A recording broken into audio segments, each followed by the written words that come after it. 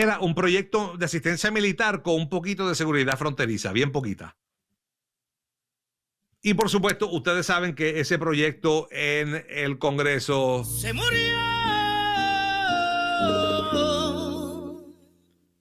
Y que ayer le dieron el jaque mate final a ese proyecto de ley cuando se colgó en el Senado. Así que ahora toca que el presidente Biden pase la página y se mueva. Y entonces la reacción de la Casa Blanca ha sido mixta. Esto, como yo les dije, primero que nada, este proyecto de ley no era necesariamente un proyecto de seguridad fronteriza.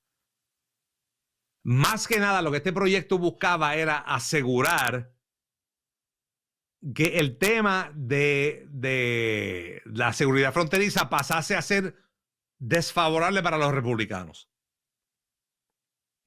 Y mover el debate hacia los republicanos en vez de echarle las culpas hacia Joe Biden. Dicho de otra forma, y no es que yo quiera persistir en el tema del moco, pero con el issue de seguridad fronteriza, lo que Joe Biden estaba buscando y los demócratas con esa ley, con ese proyecto de ley, era untarle el moco a los republicanos. Basically. Y quitarse de encima la desfavorabilidad, los números de encuesta, la percepción de que Joe Biden es un inepto y un incompetente para manejar la frontera, la percepción de que Joe Biden únicamente es responsable de abrir la frontera de par en par y de provocar esta crisis de migrantes que tenemos en el país ahora mismo, donde tienes al tren del agua corriendo wild en Miami-Dade y en Chicago y en Nueva York, donde tienes bandas de mozalbetes, de malandros agrediendo a policías de Nueva York, donde tienes a indocumentados albergados en aeropuertos, donde están cerrando escuelas para meter indocumentados, para meter a migrantes que, mira, con dolor en el alma, no se supone que estén aquí. No se supone que estén aquí y por años se nos ha dicho, a nosotros, la comunidad hispanoparlante, se nos ha querido manipular con esta idea de que la inmigración es un componente necesario de tu identidad y de que por ende tiene que ser tu norte político. En Miami-Dade generalmente ese argumento no cala tan profundo. No cala porque, por supuesto, hay otras cosas que son más centrales a tu identidad. Aquellos de ustedes que llegaron acá o que sus padres llegaron acá huyendo de dictaduras. Entonces, la composición de la comunidad hispana de Miami es bien diferente a lo que es en el resto del país. O digamos, en el estado de Florida. Es bien diferente a lo que es en el resto del país. Eso es lo que hace este mercado, de hecho, es lo que hace este mercado radial único. Y es lo que hace de este mercado radial prácticamente un faro para el resto del país, un liceo para el resto del país, un refugio ideológico. Porque y he dicho esto en muchas ocasiones, lo que tenemos en Miami, lo que tenemos en el mercado de Miami-Dade en términos de radiodifusoras que traten esta clase de contenido, eso tú no lo ves a esta escala como está en Miami. Tú no ves esto en Chicago, Nueva York o Dallas o Los Ángeles. Tú no ves eso. Tú no ves eso. Pero lo ves acá. Y entonces por eso es que francamente la comunidad hispana de Miami-Dade es resistente a muchas de estas otras manipulaciones que vemos en el resto del país y que ciertamente emanan de los medios nacionales en español. donde sí te promueven que la inmigración es central a tu identidad y que, por tanto, para tú ser un buen hispano, tú tienes que favorecer que se abra la frontera lo más posible, si no, tú eres un vende raza y eres un traidor. Es así de simple. That's how they do it. Entonces, ¿por qué digo todo esto? Porque ya el proyecto se murió, el proyecto de seguridad fronteriza se murió. Y ya Biden trató, ya sacó su talking point a la calle, ya dio su discurso ayer.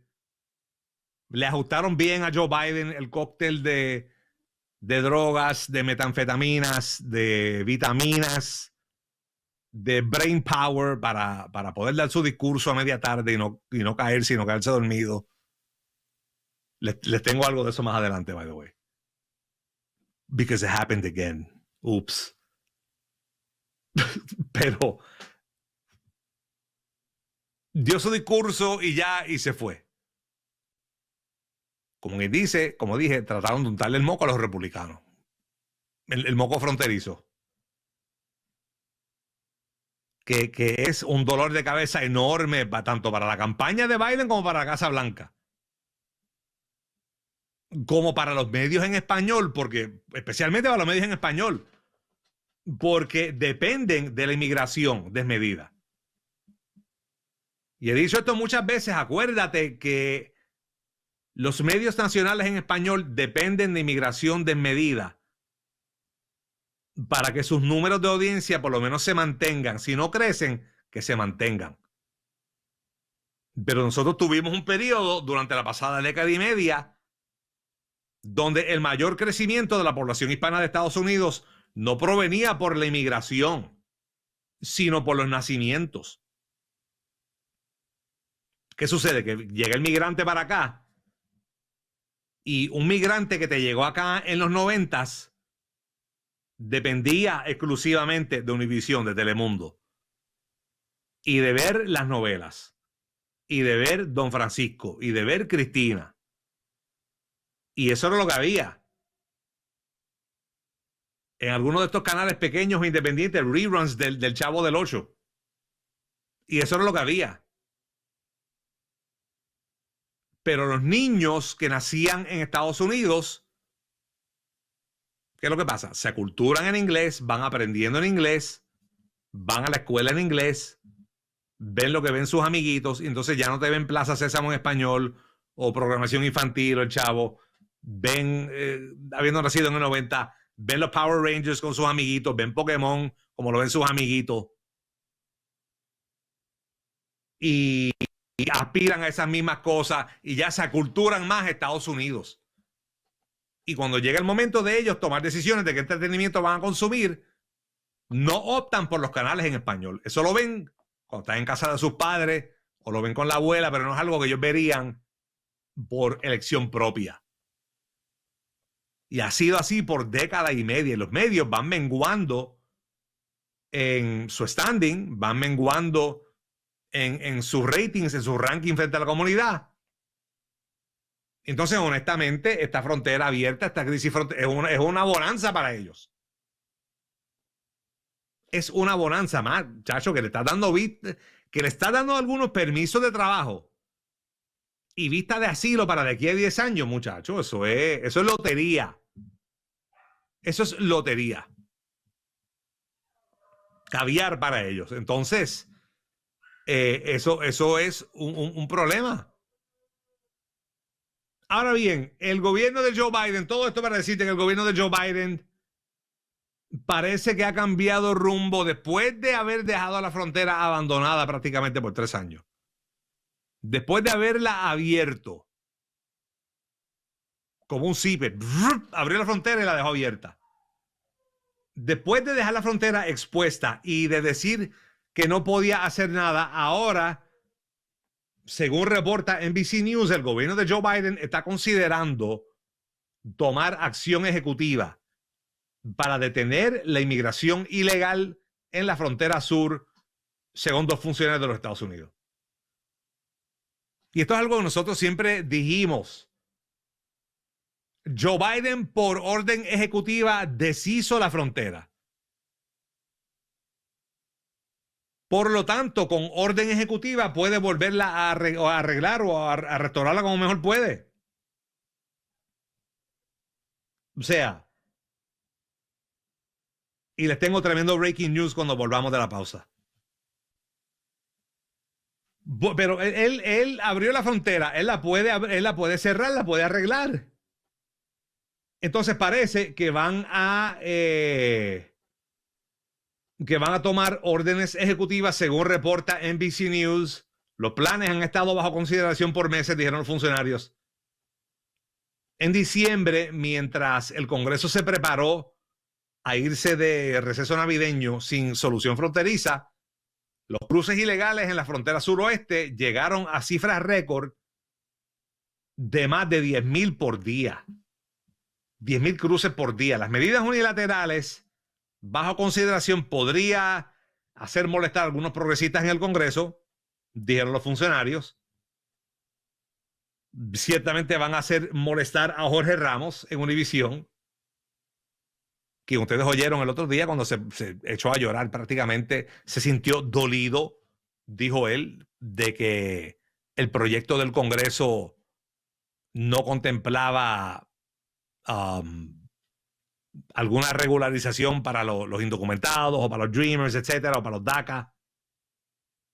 Y aquí va a pasar lo mismo. Esto va a molestar progresistas en el Congreso, dijeron los funcionarios. Pero notaron que esto va a agradar a los alcaldes demócratas, quienes han pedido más ayuda al gobierno federal para manejar el flujo de inmigrantes en sus ciudades. Las medidas todavía se están preparando y no se espera que se difundan en ningún momento próximamente.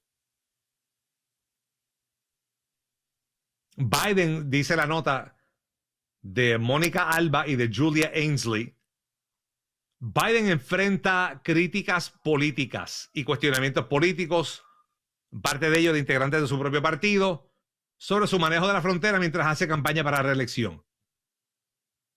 Él piensa citar el reversazo demócrata en el proyecto de ley bipartita como prueba de que por cuestiones políticas el Partido Republicano realmente no quiere resolver el problema, pero sigue vulnerable en el issue, perdiendo ante su oponente probable en 2024, el expresidente Donald Trump, por más de 30 puntos respecto a la pregunta de asegurar la frontera y controlar la inmigración, según una encuesta nueva de NBC News publicada esta semana.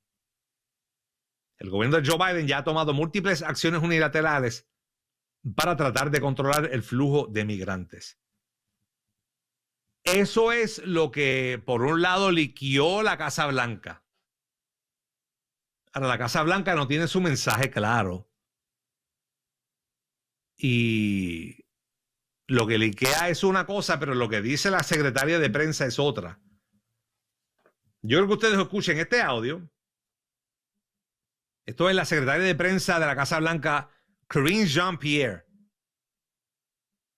mientras el señor productor va habilitando el clip número 3. Karine Jean-Pierre, donde describe prácticamente un chantaje a la prensa mientras está a bordo de Air Force One y dice que como resultado de que no se aprobó este proyecto migratorio, que el gobierno de Joe Biden va a tener que reducir las deportaciones y reducir las intervenciones en la frontera y reducir los agentes de patrulla fronteriza.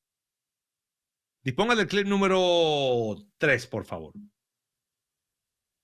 Because congressional Republicans are choosing partisan politics over our national security and refusing to pass the bipartisan national security agreement that includes significant border reforms and funding over the coming weeks, ICE will be forced to reduce operations because of budget shortfalls. Since the beginning of the administration, we have asked Congress for additional funding and resources, and every time Congress has provided less than we asked for, or most recently, completely ignored our supplemental request. Here is what that means. ICE would be forced to reduce its removal operations, its total detention capacity, and more. When ICE can't conduct these operations, our national security and public safety will be harmed. Speaker Johnson and congressional Republicans should be held accountable. This was their choice. They have picked partisan politics over our national security.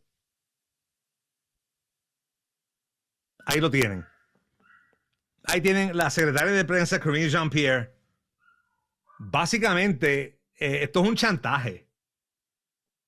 Esto es un chantaje contra el pueblo de los Estados Unidos.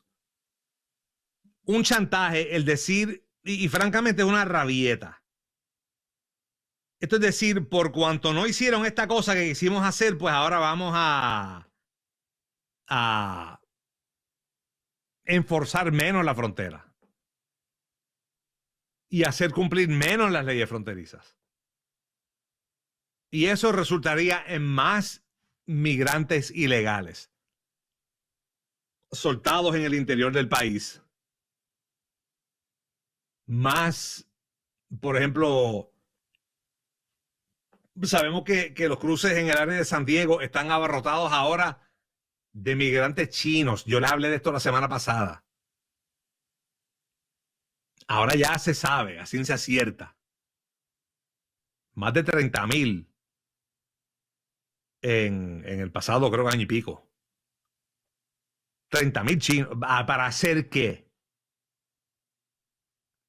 ¿Para hacer qué? Son preguntas válidas. Hombres de edad militar que han entrado por esta frontera sur. Chinos, afganos, pakistanos. Gente del norte de África. Países en su mayoría de origen musulmán. Con todo respeto, pero cabe el cuestionamiento. ¿Qué vienen a hacer aquí? Una pregunta válida. Un montón de gente viniendo aquí de países hostiles a los Estados Unidos. Hombres de edad militar. No se cree el cuento que te enseñan en Univisión y Telemundo cuando te pones la camarita frente a la familita. No todos son familias. La familita inocente que viene, marido, mujer, 2 niños, la mujer posiblemente embarazada. No te crees el cuento de que esos son nada más los que vienen por ahí para abajo. No te crees el cuento cuando tú ves que vienen entre 3 o 4 cruzando el Río Grande con una abuelita al hombro. Y siempre da la casualidad de que siempre los medios tienen un camera crew ahí para ponerle la cámara frente a esa gente y decir, oye, pero bienvenido, ¿por qué vienes para acá? ¿Y qué te dicen? Buscando mejor futuro. Son migrantes económicos. Y I'm sorry, pero eso no es causal suficiente para entrar a este país. Si realmente estás buscando asilo, se supone que tú busques ese asilo en el primer país seguro a donde tú llegues. No que cruces un continente y subcontinente y selva para llegar hasta acá. That's not how it works. Así no es como el asilo funciona. Joe Biden ha permitido, francamente, una invasión de nuestro país. Y que se abusen las leyes de asilo para con sus fines políticos. Cuando regresemos, tengo breaking news. No se va a nadie.